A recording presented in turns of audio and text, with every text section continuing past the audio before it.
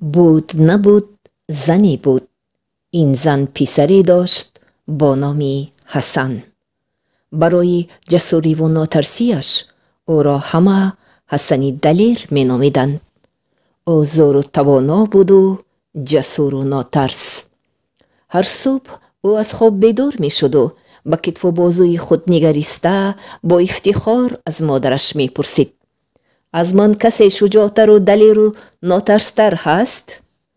نیست بچه جان، نیست، جواب میداد مادرش. اینها همسایه بیفرزندی داشتند که خیلی بخیل و حسود بود.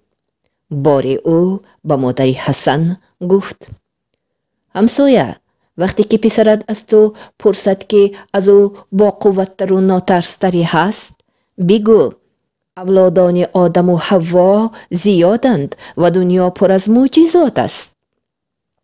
صبح دیگر حسن از خواب بیدار شد و مثل همیشه دست و روی شست و از مادرش پرسید: کنی بگوی مادر جان کی از من شجاعتر است؟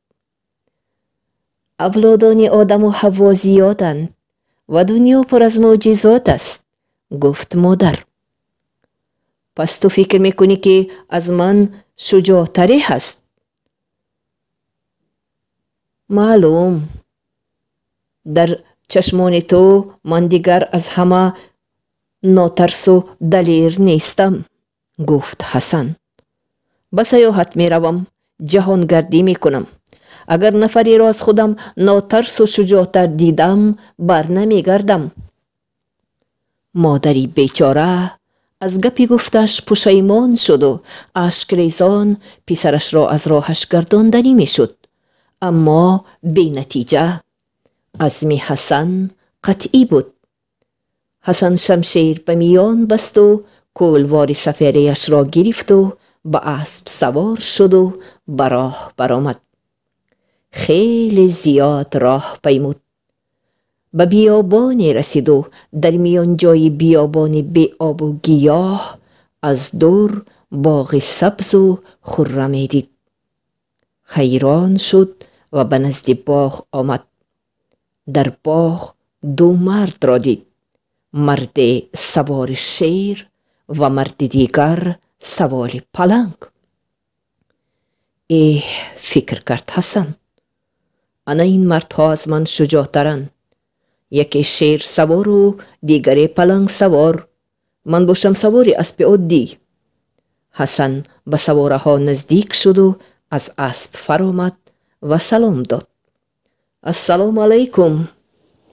و علیکم سلام، گفتند سواره ها. تا نشستن تفس آفتاب با ما بمان، کوفتی راه را برار، گفت سواری شیر. و حسن راضی شد و آنها در سایه درخت خرما نشسته صحبت آراستند.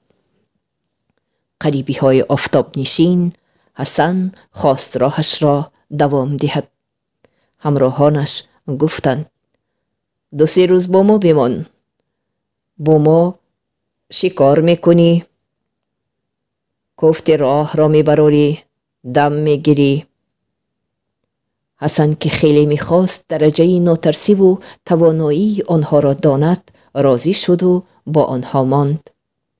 صبح آنها بیدار شدند و قرعه انداختند و کارها را تقسیم کردند. حسن به شکار می رود، مرد پلنگ سوار علف جمع می کند و مرد شیر سوار نان می پزد. بیگاه حسن از شکار و پلنگ سوار از صحرا آمدند و دیدند که نان نیست. چرا نان نپختی؟ پرسیدند از شیر سوار. نان پختم، اما پیرمرد گرسنه پیدا شد و نان را خواست، با او دادم، دلم سوخت، گفت شیر سوار. هیچ گپ نه، رحمدلی خوب است، گفت حسن. پلنگ سوار چیزی نگفت. روز دوم باز حسن به شکار رفت و شیر سوار به علف چینی و پلنگ سوار برای پختن نان ماند. بیگاه آمده دیدند که باز هم نان نیست. نانت کنی؟ نان را پختم و همان پیرمرد گرسنه پیدا شد. بسیار زاری و التماس کرد. به او دادم. رحم دلی خوب است، گفت حسن. آنها شب را روز کردند و روز سیوم نانپزی نوبت حسن بود. او خمیر کرد و زواله گرفت و آتش افروخت و دیری نگذشته بوی خوش نانی پخته اطراف را فرا گرفت. خیلی بوی خوش دارد. مزه لذیذ هم داشتگیست، فکر کرد حسن. به خدا قسم اگر پیرمرد گرسنه آید یک نان ریزه هم نمیدهم. اما ناگاه زمین لرزید و از هم درید. چاه پیدا شد و از چاه عظیم جثه بیرون آمد و نان را گرفتنی شد. حسن حیران. این تو همون پیرمرد گرسنه ای که هر روز نان ما را میگیری؟ من، گفت عظیم جثه. بیعقلی نکن و مثل همراهانت به خوبی نان را بده، نباشد سرت را از تنت جدا میکنم. نمیدهم، گفت حسن. ما مهنت میکنیم و تو به زور نان ما را صاحبی میکنی؟ عظیم جثه به غضب آمد و به حسن حمله کرد. حسن چالاکانه شمشیر از نیام برکشید و با یک ضربه سر از تن او جدا کرد. اما همان زمان از گردن عظیم جثه کله دیگری پیدا شد. تو نمیدانی که من باز یک کله دیگر دارم. او سخنش را تمام نکرده حسن جهید و با یک ضرب شمشیر این کله او را هم برید. حسن با چالاکی و چابکی پی هم 7 کله عظیم جثه را برید و عظیم جثه به زانو افتاد و با همین افتادن جان داد.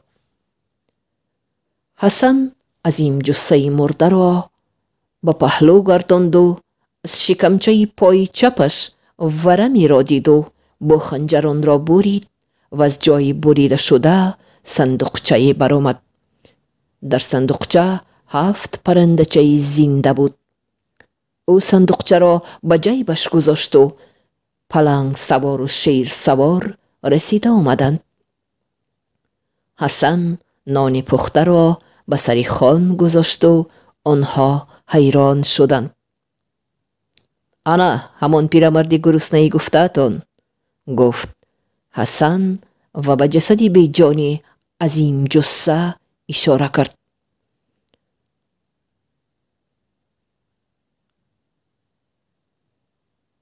بیایید به چاه برآمده او می درآییم تا ببینیم آن به کجا می برد، گفت حسن. اما مردان شیر سوار و پلنگ سوار از ترس راضی نشدند. بیایید با نوبت به آنجا می درآییم، گفت حسن. پلنگ سوار را با ریسمان بستند و به چاه فراوردند. او تا نیمه راه رسید و داد زد. کشید کشید، در آتش می سوزم، کشید. او را زود کشیده برآوردند. نوبتی شیر سوار رسید. او را نیز از میانش با ریسمان بستند و به چاه فراوردند. او نیز در نیمه چاه به داد و فریاد درآمد. سوختم، کشید کشید که سوختم. زود او را کشیده برآوردند. نوبت حسن رسید و او را نیز از میانش با ریسمان بسته به چاه فراوردند. در نیمه چاه حسن آتشی فروزانی رو دید و داد زد: زودتر ریسمان رو زودتر فرارید. همراهانش زود ریسمان را فراوردند. پای حسن به زمین رسید و او به اطراف نگاه کرده باغ سرسبز و خرم و قصری با حشمتی را دید که خیلی زیبا و نظر ربا بود. حسن از حجره به حجره سر می خلاند و فکر می کرد که این قصر مال پادشاهی است و یا از آن جینه. ناگاه او صدای نالشی را شنید و از پی آواز رفت و دختر زیبایی را دید که دست و پا بسته بودند. حسن دست و پای او را کشد. تو کیستی؟ انسی، جنی، پریزادی یا آدمی زاده؟ من انسانم. من دختر شاهم. مرا از این جثه از خانه پدرم دزدید و به اینجا آورد، گفت دخترک. حسن دخترک را آزاد کرد و او را به نزد جایی آورد که از چاه فرآمده بود. تو را حالا به بالا می برارم، بر روی زمین به نزد پدرت برمیگردی. اما دخترک به او گفت که در خانه عظیم جثه خزینه طلا و نقره است و حسن می تواند از آن بگیرد.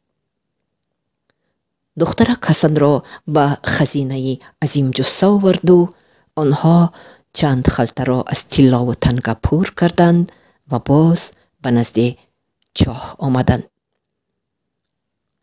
عظیم جثه اول تنگه و طلاها و سپس دخترک را از میانش بسته به همراهانش اشاره شرطی داد و آنها طلا و تنگه ها و دخترک را کشیده به بالا برآوردند. نوبت برآمدن حسن بود. به سر مرد پلنگ سوار و شیر سوار فکر بدی آمد. آنها نمیخواستند که حسن از چاه بالا برآید و تنگه و طلاها و دخترک را با خود بگیرد. آنها مصلحت کرده ریسمان را بریدند و حسن را در چاه گذاشتند. حسن بیچاره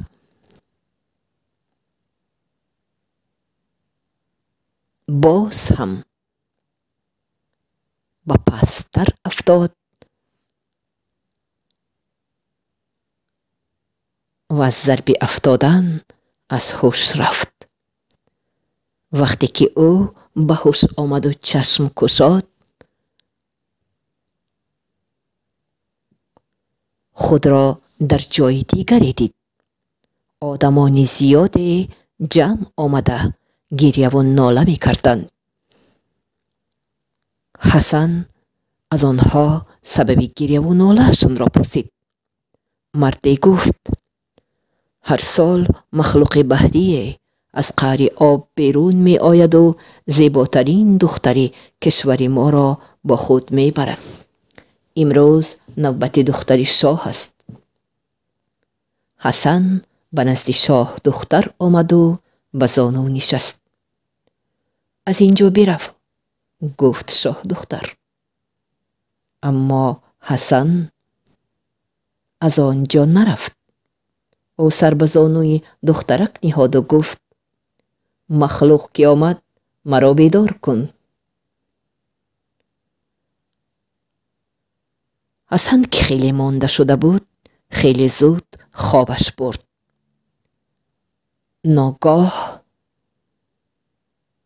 به سر روی حسن قطره های آب رسیدند و او چشم گشاده دید که این قطره های آب اشک های شاه دختر است. دخترک گریه می کرد. حسن سر برداشته دید که مخلوق بدصورت بحری در نزد اوست. او زود شمشیر از نیام برکشید و به سر راه او ایستاد. بیهوده راه مرا نگیر، عروس مرا بده. گفت مخلوق. حسن با 60 شمشیر برکشید و به سر مخلوق زد، اما شمشیر او هوا را برید و سر مخلوق آزاری نیافت. حسن پهلوان ضربه دوم و سوم، چهارم و پنجم میزد، اما مخلوق آزاری نمی یافت.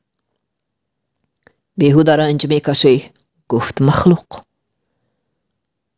مرگ من در جسم من نیست. تو 1000 بار شمشیر زنی هم مرا کشته نمی توانی. صدای خنده مخلوق آسمان را پر کرد و او دست برداشت و خواست حسن را بزند. خوب، گفت حسن، تو مرا می کشی، ولی پیش از مرگم بگوی که مرگ تو در کجاست. مخلوق خنده آسمان کفی کرد و گفت مرگ من در صندوقچه است که 7 پرندچه دارد و این صندوقچه در شکم پای عظیم جثه پنهان است. تو آدمچه ناتوان کجا و صندوقچه را به دست آوردن کجا؟ قاه قاه خندید مخلوق و حسن زود صندوقچه را از جیبش گرفت و آن را گشاد و 7 پرندچه درونی آن را بوغی کرد و کشت. مخلوق فریاد زد و به خود لرزید و به دود سیاه مبدل شد. مردم چون این منظره را دیدند خرسند شدند، احسن و آفرین خواندند. شاه به حسن نیمی بایگری و دخترش را دادنی شد و از او خواست که با آنها بماند، اما حسن رد کرد. از تو یک خواهش دارم، مرا بر روی زمین برار، آنجا در خانه مرا مادرم منتظر. گفت حسن. شاه راضی شد و سحرگران دربارش را فرمان داد تا حسن را زنده و سلامت بر روی زمین برارند. سحرگران حسن را به پشت عقاب سیاه شناندند و عقاب به آسمان پرید و حسن را سلامت بر روی زمین گذاشت. در روی زمین حسن مرد پلنگ سوار و شیر سوار را دید که طلا و تنگه ها را بین هم برابر تقسیم کرده بودند و برای دخترک می جنگیدند. هر کدامی می خواست که نازنین دختر از آن او شود. حسن چون این همه را دید شمشیرش را از نیام برکشید و مردها در افتاد. مردها چون او را زنده و سلامت دیدند شمشیرهایشان را پرتافتند و راه گریز را پیش گرفتند. و حسن خلطه های تنگه و طلا و دخترک نازنین را گرفت و به خانه‌شان به نزد مادری عزیزش برگشت. اکنون او مثل پیشتره هر صبح از خواب می خیزد و دست و رویش را می شوید و به کتف و بازوان پهلوانانه خود نگریسته می پرسد آیا از من کسی ناترستر و شجاعتری هست؟ نیست بچه جان، نیست، جواب می دهد مادرش. نیست حسن، نیست، تبسم می کند همسر زیبایش.